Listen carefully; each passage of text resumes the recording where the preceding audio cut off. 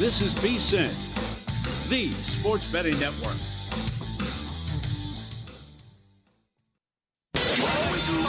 Follow the money. That's what I always say. You always follow the money. Yeah. This is Follow the Money with Mitch Moss and Pauly Howard on VSiN. This hour sponsored by Better. Better Picks, the daily fantasy sports app where your sports knowledge turns into real cash fast. Download Better or visit better.app now. Sign up today, get free money and no deposit necessary. BETR, better.app. Download it, get it now. Really fun hour on tap. In 15 minutes, more on tonight's Thursday night football game. Arash Markazi joins the program in 30 minutes. He's in Seattle tonight for the Seahawks and the Rams. And we'll go over some current numbers you can find. Big differences, by the way, in Super Bowl exactas with these two teams tonight. But right now, we start the hour by talking college football as Bill Connelly is kind enough to join us. Does a great job at ESPN.com with his SP Plus numbers on this sport. Bill, pleasure. Thanks for the time today. How are you? I'm good. How about you guys? Doing really well. We'll get into these games coming up in a second, but I saw you tweeting about this, and I'm glad you did because I wanted to ask you about it anyway. I mean, there's a real scenario this weekend where it's going to be a bloodbath for the non-power teams. They're huge dogs. And if that's the case, what do you think the proper reaction should or would be to those results? I mean, it should be, this is how playoffs work, and we let more conference champions in most other levels of college football and high school football, and we let the Atlanta Falcons into the NFL playoffs sometimes, and it's just the way playoffs work. And we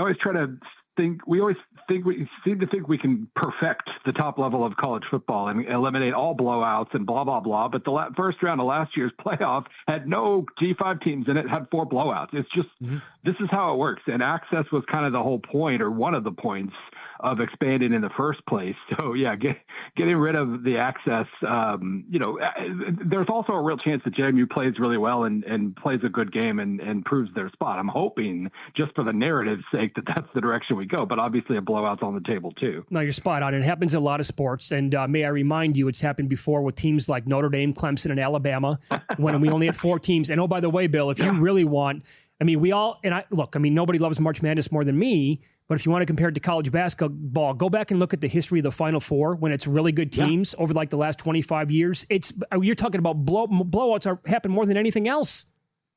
Yeah, I mean, and that was a point I tried to make in today's preview too, was that every year, like a 1 or 2 seed, almost every year, a 1 or 2 seed loses in that first weekend of the NCAA tournament. We also have 8 1 or 2 seeds. We only get like 1 of these games. We get 2 this year, but we can still get a certain number of upsets over a certain period of time. It's just the way we work in college football. We overreact to every single year and every single thing and every single problem, and we try to fix it and we create other problems, and on we go, I guess. All right, so having said that, do your numbers suggest that either one of these big dogs, either Tulane catching a ton, 17 in that neighborhood against Ole Miss, or James Madison catching 3 touchdowns against Oregon would be worth a bet?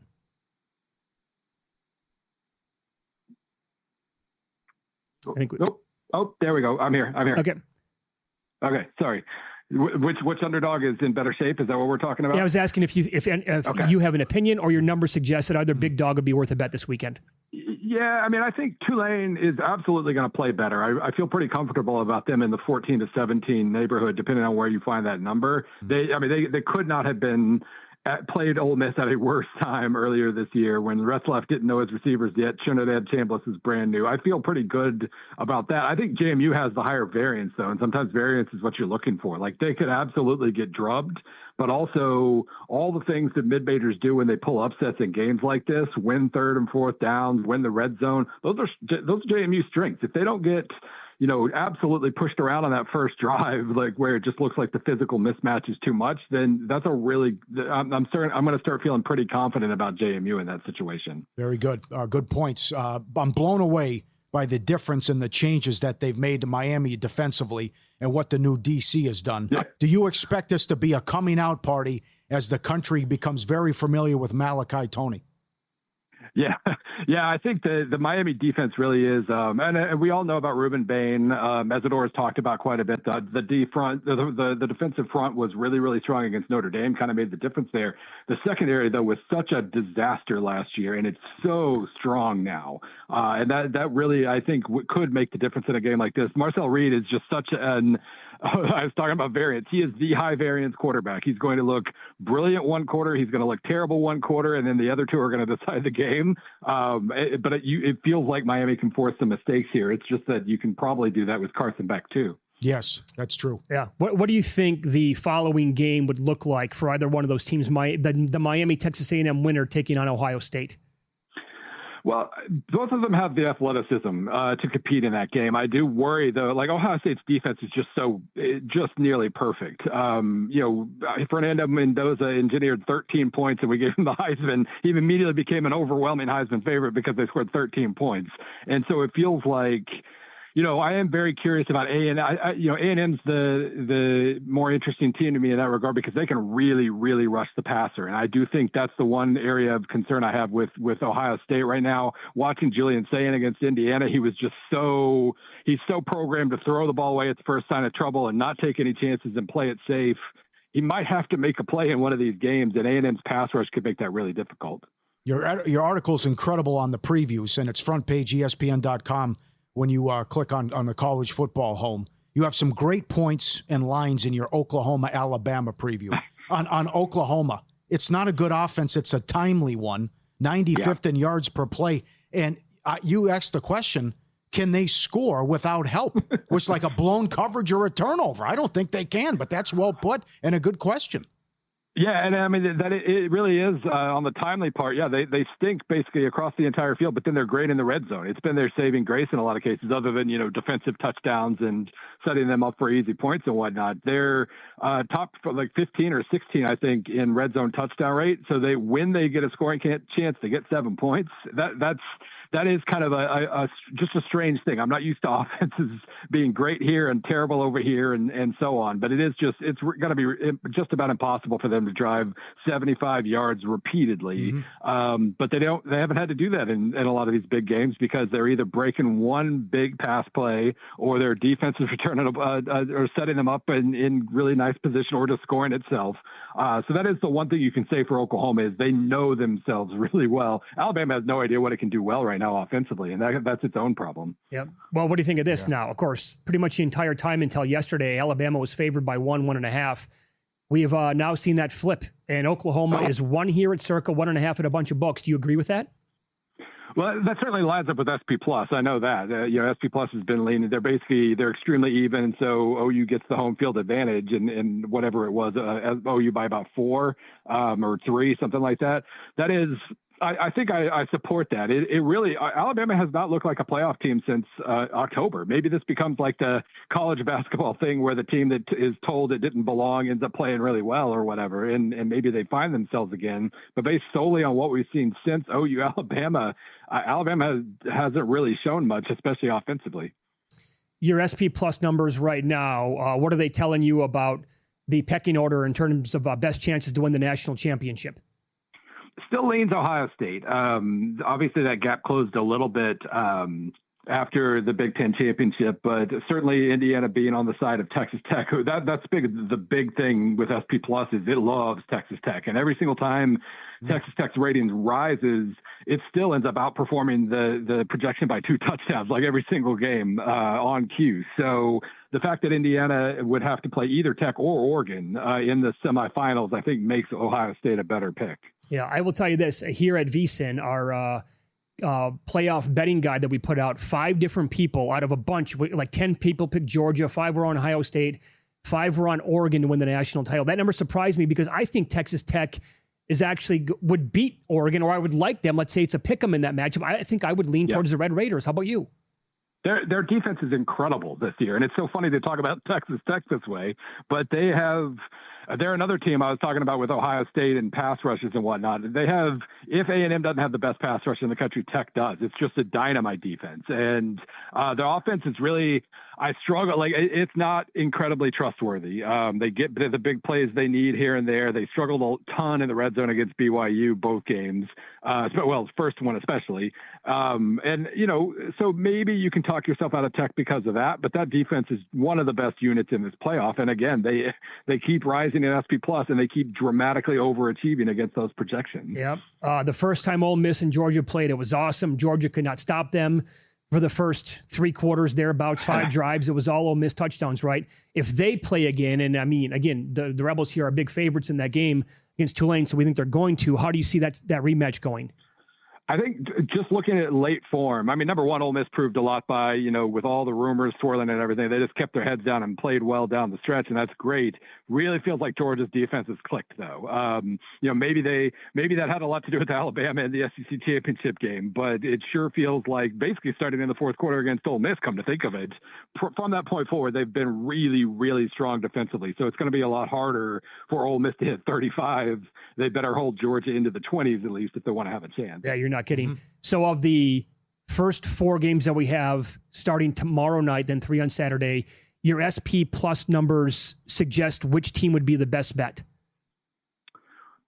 JMU is the biggest disagreement there. I think the average projection for SP Plus came around 15 points. And I understand everybody's hesitancy. I watched the Oregon Liberty game a couple of years ago where Oregon just looked offended being on the same field as them. But also JMU's defense is 4,000 times better than Liberty's defense was in that game. So obviously a blowout's on the table, but in terms of just disagreement with the spread, JMU is the biggest one. Very good. You can follow Bill Connelly on X. He's at ESPN_Bill C. He does a fantastic job throughout the entire year covering college football. His SP Plus numbers are gold at ESPN, and he joined us here on the Progressive guest line. Bill, that was awesome. Thanks so much for the time. Enjoy the games this weekend. Absolutely. Take care. How about that? James Madison, his number suggests would be the best bet as of right now. Very good. Like to hear that. Right. And no matter what happens, if there are blowouts, it doesn't mean change the system and blow it up. Yes. I have a bet on the Rams Seahawks game tonight that pays more than 100 to 1. It's something we talk about all the time on this show, and it happened almost a year ago to the day.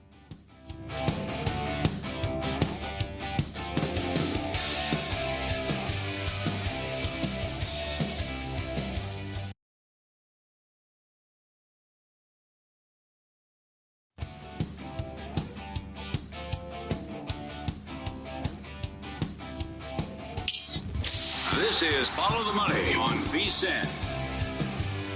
We will head to the Pacific Northwest coming up in 15 minutes. Arash Markazi does a great job covering all LA sports. He's on the scene for the Rams and Seahawks tonight. Before I tell you about this bet that I have on the game tonight, I will go back almost a year ago to the day. It was actually December 12th. So we're about a week deeper into the 2025 season, but you get the point.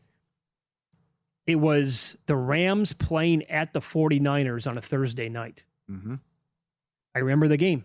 I remember being on the air with VSiN Primetime for an additional hour talking about the game. We were expecting, I think, some pretty decently bad conditions. Not like a monsoon or anything like that, but potential rain, maybe be some wind.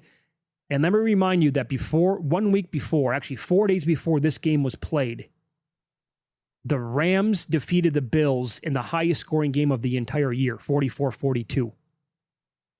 They beat them on that Sunday. 4 nights later in San Francisco, they played a game that finished with a score of 12-6. All the points coming via field goals. I think we briefly mentioned it that day, but that total was also in the high 40s. And we were thinking, it's not going to happen. And it came in. Robert, who I've met before, lives here in Las Vegas, still has it. He sent me a screen grab. He had the bet last year at 500 to 1, no touchdown in that game. Incredible. There's a screen grab. I think it was Westgate. It was Westgate. At the Westgate, yeah. Yep. I was there last night. Yep. And I had dinner. When I remember the game, and I was asking, what'd you guys have? Oh my God, this is going to come in. It is. And then I think 250 or 300 to 1 here, and I think only one person had it. It was wild. And that's so that game doesn't have anything to do with tonight's game. Mm-hmm. I just happen to like the under, and we're also going to get some potentially, inclement weather tonight with high winds at the beginning, we think.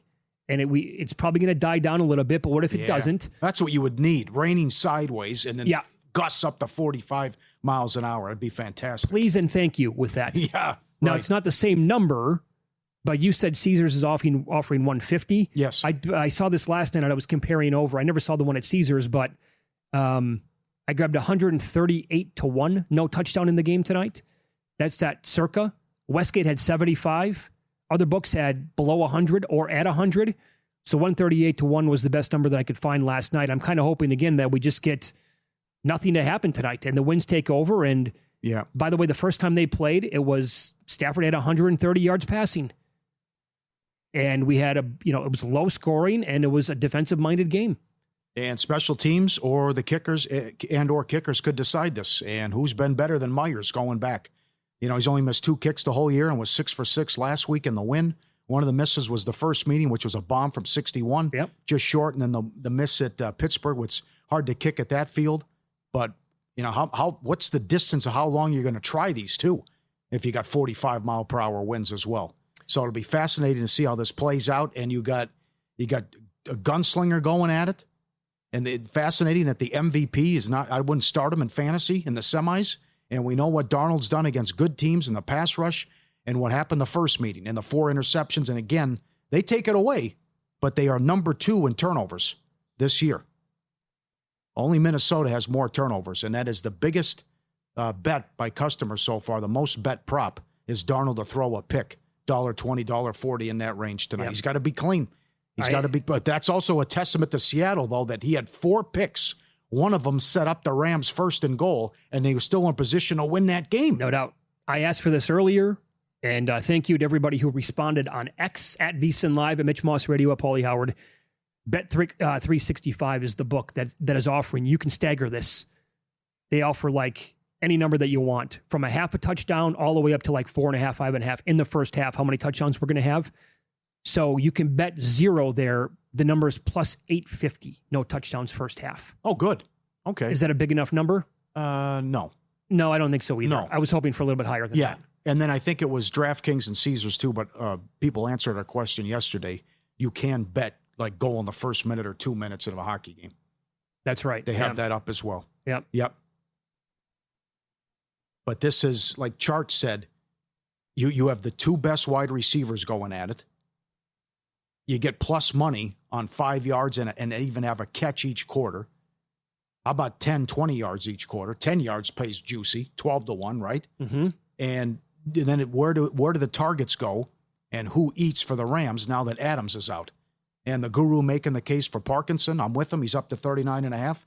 So to Charch, you could mix a little Ferguson in there as well.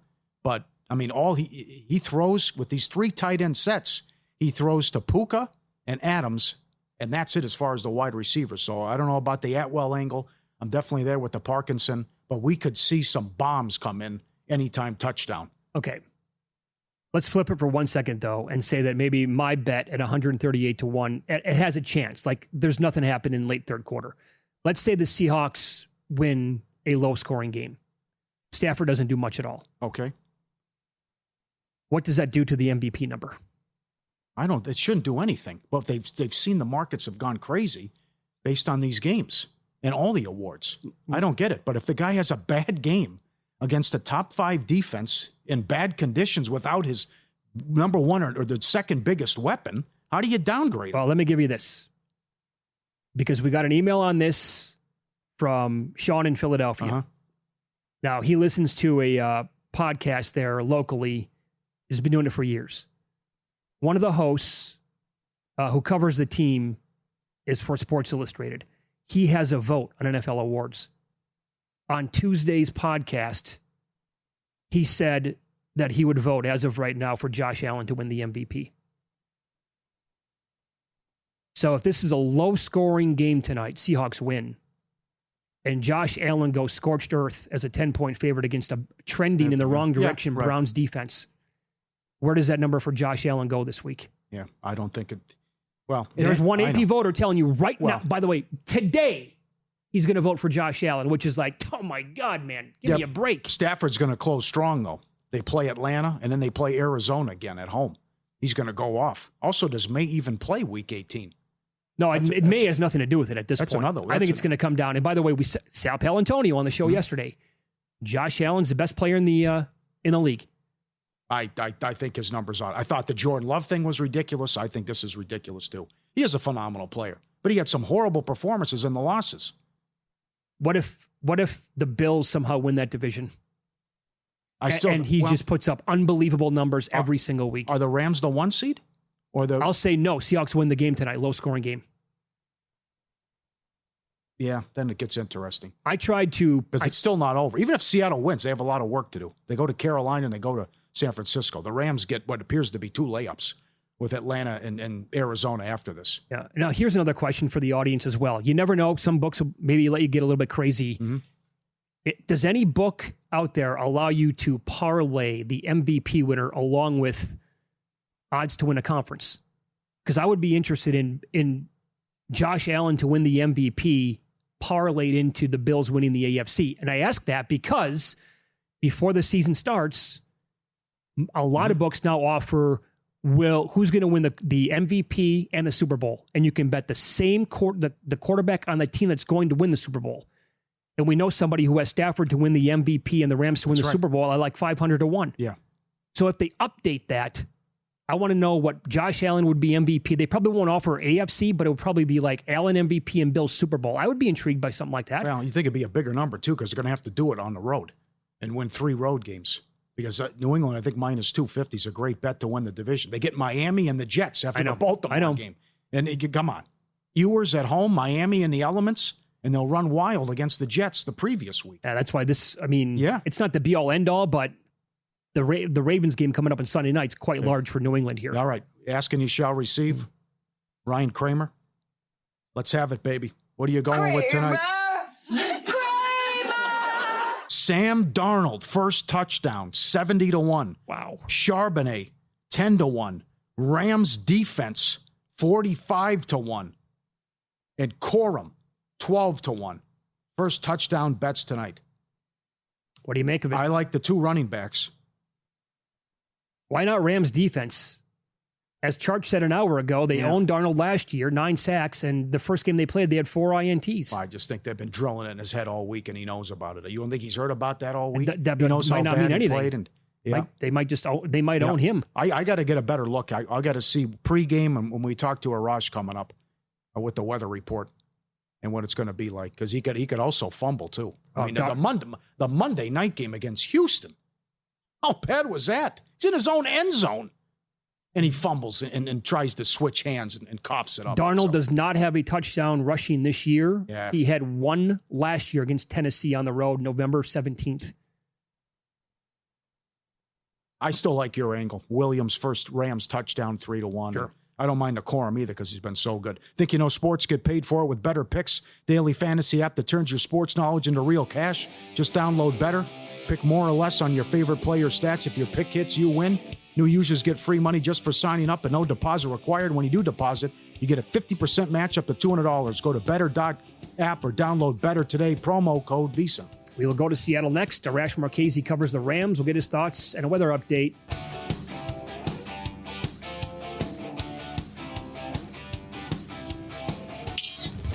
This is Follow the Money on VSiN. All right, let's head up to the Pacific Northwest for the game of the year, Pauly, in the National Football League. Can't wait to hear how bad the weather is. Arash Markazi's up there right now, and he joins us on the Progressive Guest Line, frequent guest on this show and on the network. He does a great job covering LA sports, Hawaii sports, Vegas sports for the Sporting Tribune. Arash, thanks for the time here 3 hours before kickoff. We appreciate that. So what are we talking here? 100-mile-an-hour winds, tons of rain coming down. How bad is it? Yeah, this is perfect. I mean, this is like when they say football weather, and we all kind of like laugh at that because it's torrential downpour or winds. This is like a breeze. This is a light drizzle. It's a light wind. Again, I don't know what it's going to be like in 3 hours, but right now this is perfect football weather. You know, not a torrential downpour, little drizzle, little wind. So far, so good. So you're telling me right now that if you were to walk outside, like on the concourse or field level, up at Lumen Field, like you would be like, pretty damn nice day outside. No strong winds, no gust to report at all. I'll give you an example. Like I'm about a half mile away from the stadium from my hotel, and I did not need a umbrella to make the walk. It was one of those. So damn. It is perfectly fine. It's perfectly fine. Great info. Mm-hmm. So it didn't go well for the offense in Stafford in the first meeting. No Adams. What do you expect tonight from this offense, and who can go off? You know, Stafford is so comfortable with all of his wide receivers and all of his. I mean, the story of this team has been the tight end. Mm-hmm. So, I mean, I definitely expect them to not. when I say not miss a beat, like you never want to miss a Devontae Adams, but when you look at Devontae Adams' success with this team, it has been in the red zone. So now they're going to have to find different ways to be successful in the red zone, whether you run the ball with the 1-2 punch they have there with Kyron Williams and Blake Corum. But, I really don't think they're going to miss a big, I think that they need Devontae back. The biggest thing for them is that if this was a regular week, if this game was on a Sunday, I heard Devontae would be fine. The fact that it's a Thursday night game, they're going to be cautious. So he's out tonight, but they're going to get him back, which is like the big thing. Like when I saw him go down last week against Detroit, I think we all expected the worst, but he will be back. Okay, so you're going to get probably like us, right? It's going to be a lot of targets for Puka Nacua, and then he'll spread it out to a combination of Parkinson, Ferguson, maybe a little Davis Allen as well. But you can't get, in terms of like betting props, we're not going to get too crazy here with a player like Whittington, Atwell, Mumphrey, anything like that, are we? No, but I would definitely look for Tutu Atwell to get a couple of those sort of like that. They love working him in. So I would look, when Cooper Kupp, and this is going back a couple of years ago, and their first game of the season was at Seattle. That was when we first found out about this rookie wide receiver, Puka Nacua, who's now developed into one of the best wide receivers. Mm-hmm. But his number 2 option at that time was Tutu Atwell. So the guys that I've talked to on the Rams said, look for Tutu. Like we don't know like how many times Stafford's going to target him, but look for Tutu Atwell to kind of surprise you with at least one big play tonight. Oh, excellent. I'm here for anything Sam Darnold related.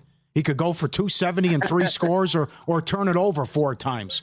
You saw how bad the first meeting was. What do you expect on a Darnold in the Rams defense? I mean, here's been the sad thing with Sam Darnold over the past 2 years while he's having this career resurgence. It's Sam Darnold against the Rams 0-3, just playing like a journeyman quarterback, and then Sam Darnold against the rest of the league. The unfortunate thing is, like, this Ram defense is going to go after Sam Darnold. They have a lot of confidence going after him. And I don't know how he's going to feel again. You go back a year ago in the playoffs, he had this amazing season, and he looked absolutely lost out there against the Rams. So I really am not expecting him to have a big game. I mean, the Rams' success against Sam Darnold is the reason that I think the Rams are going to win. Not big, but I think they're going to find a way. Low scoring? To win.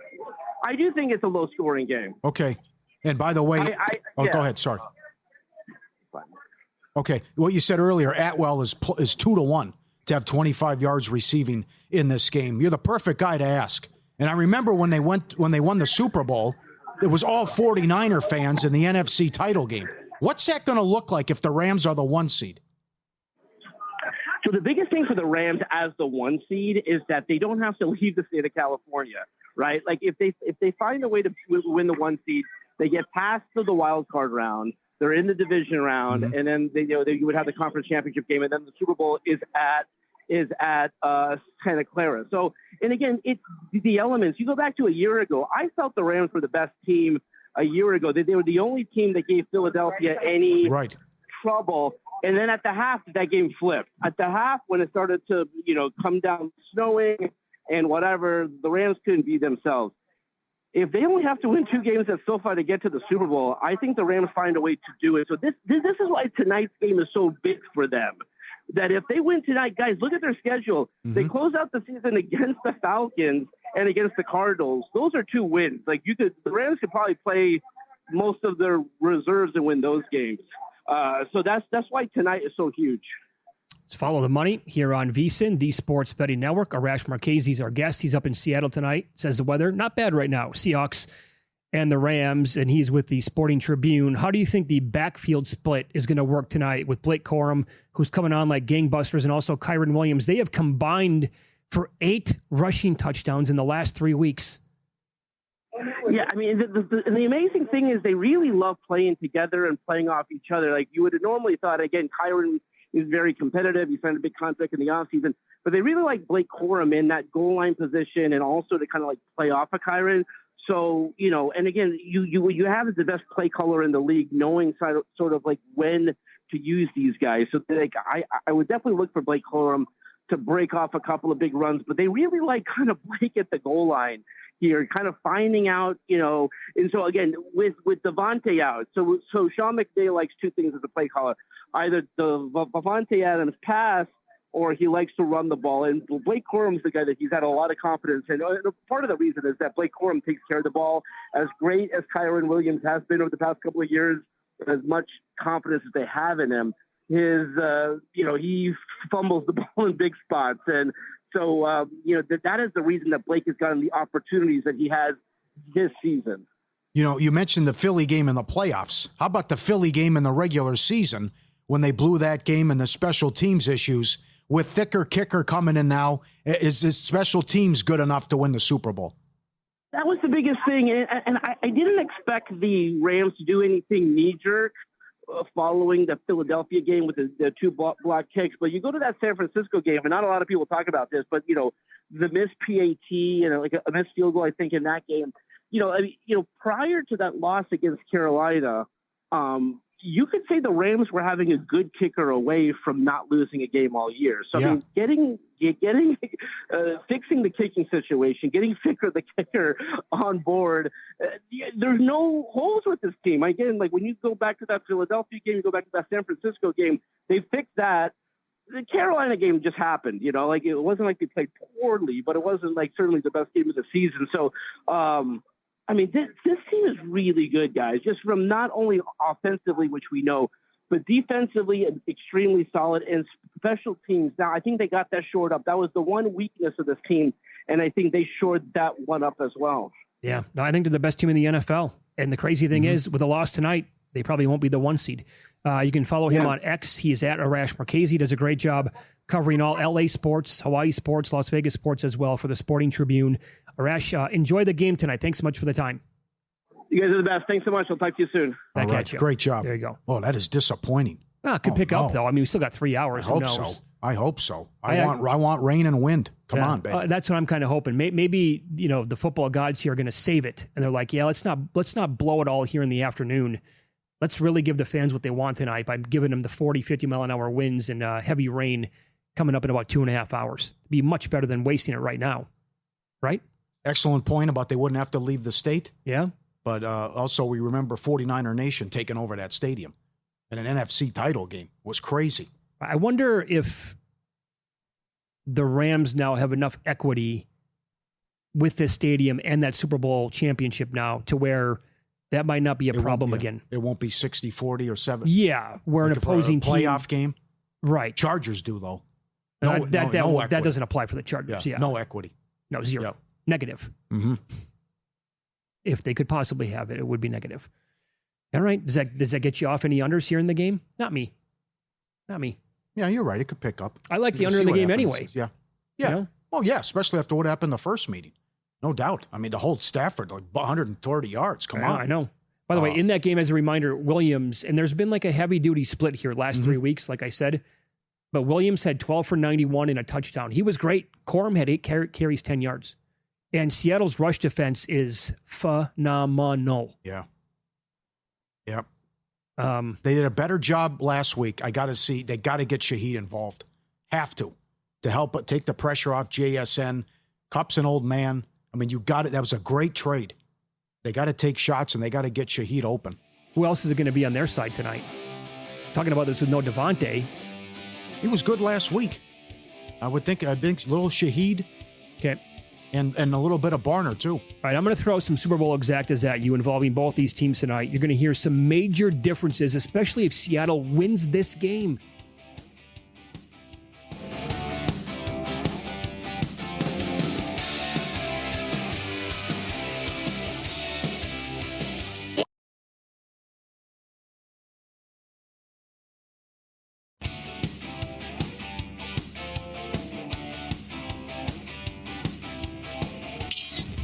This is Follow the Money on VSiN. All right, let's discuss some Super Bowl exactas right now, with this game being so large and how meaningful it is for the number 1 overall seed, especially in the NFC. And again, I will remind you, Bill 80 today in the VSiN Daily pointed this out. How important is the top seed since 2020? That's with the new format. 14 teams, only one team getting a bye in each conference. The number 1 seed has reached the Super Bowl 5 times. In the previous 5 years, under the old 12-team 2-bye format, the top seed made it 3 times. But listen to some of these prices tonight, especially now. Seattle's favored in the game, but you said something during the break. Even if Seattle wins this game, you think maybe betting the Rams at that point to win the 1 seed overall would be worth it. Why? Yeah, you got to go to Carolina, and then you have to go to San Francisco. And that could be Carolina needs it like blood. Could be a letdown spot. Darnold did not play well the first time against the Niners. I know it was week 1, but the Rams are $1.50 to get the 1 seed. Seattle's 2-1. The Niners are plus 750. Maybe that's also on the line for San Francisco too. Week 18. And the AFC, Denver's minus 330. Jacksonville, the second choice now. All right. So based on bets that I have on the Rams to win the Super Bowl, I win a decent chunk of money to them. I made 2 bets on July 8th over at the Westgate here in Las Vegas. I bet the Bills over the Rams at 60-1. It's kind of a, if they make it, then I don't have to hedge as much on the Rams. But I also thought it was a good bet anyway. And I also had the Ravens over the Rams at 90-1. Right now at the Westgate, the shortest shot on the board is the Rams over the Broncos at 10-1. Okay. If you flip it, Broncos over the Rams, that's 25-1. Now think about this for a second. Again, Rams over Broncos 10-1. Seahawks over Broncos is 30-1. Should there be that big of a difference in prices there? Yes. Is Darnold capable of putting together 3 or 4 good games? Well, if they get the 1 seed, we're talking about 2 just to get there. Yeah. But that's if they get the 1 seed. And again, I keep going back to this, but he doesn't take care of the ball. He hasn't in his career, and they have the second most turnovers in the league. Are you saying that let's say they're the 1 seed, in that spot then, you would be very interested in betting against Seattle in their first playoff game? Yeah, matchups have a lot to do with it, but yes. All right. And I love the road record. That's the other thing. I mean, it's not like you would kill them if they get the 5. Again, they have to fix this. This you got to host a game just because you win your division. It's total nonsense. They'll never change it.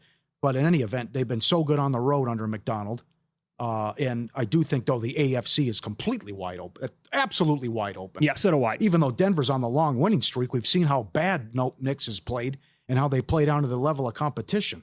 And certainly the Bills would be scary, and Herbert can put a scare into you as well. And no one wants to play the Texans. Well, maybe what Mike Palm said yesterday is true, right? You get the boogeyman out of there for Josh Allen. No, there's no Mahomes. That's right. You can't do it Maybe this there's year. no Lamar Jackson. There's no Joe Burrow. Sure. And like at some point, the best players eventually, usually anyway, play for a title in any sport. Yeah. Basketball, the NFL, you're good enough to get there. Because I'm here for the Bills making the Super Bowl. I just think phenomenal. It'd be amazing. Yeah, but again, they're playing with fire every week. They're 3-11 ATS in the first half. They have all their issues in the first half with slow starts. They're 1-4 ATS against teams with a losing record. And 6 times they've allowed 185 yards rushing or more. They're 4-2. Mm-hmm. The rest of the league is 4-26. Crazy. It's just how great Allen has played and pull him out of the fire. So Rams over the Bills at the Westgate's 12-1. Bills over the Rams, they actually have it 10-1. So their numbers would have Buffalo favored over the Rams, I think. That. I love this Rams team. I just don't like it because the Bills are going to have to do it on the road. All right. Now, juxtapose that to the Seahawks against Buffalo again. Seahawks over the Bills 30. Bills over Seattle is 40-1. Okay. So there's a difference there. It's a good one, yeah. The Rams over the Patriots 14-1. Seattle over the Patriots 40-1.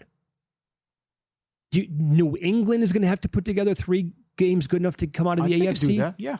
I'm comfortable and confident in May. And I don't love it.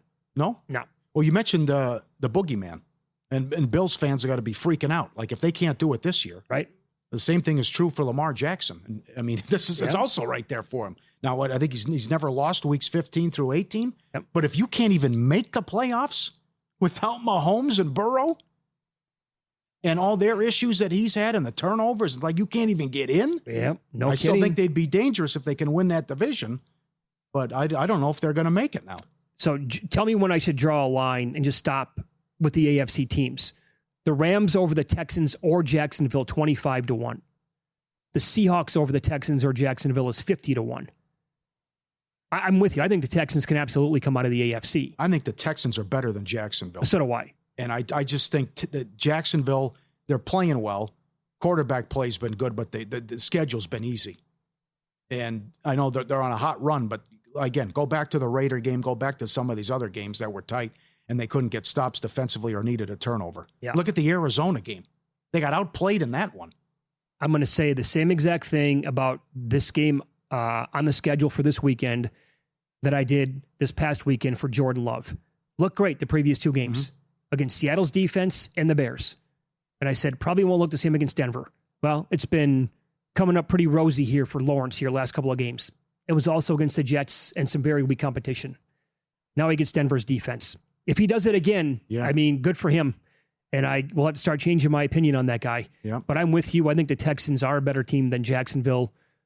Now, the Rams over the Ravens right now, 30-1. You flip that at the Westgate, and it's 80-1. Ravens over Rams, 80-1. I bet that July 8th, 90-1. That's a great Super Bowl, too. Okay. Yeah, because you I'm have to here figure for that game, too. You got to figure at that point how well the Ravens would be playing to get there, right? Mm-hmm.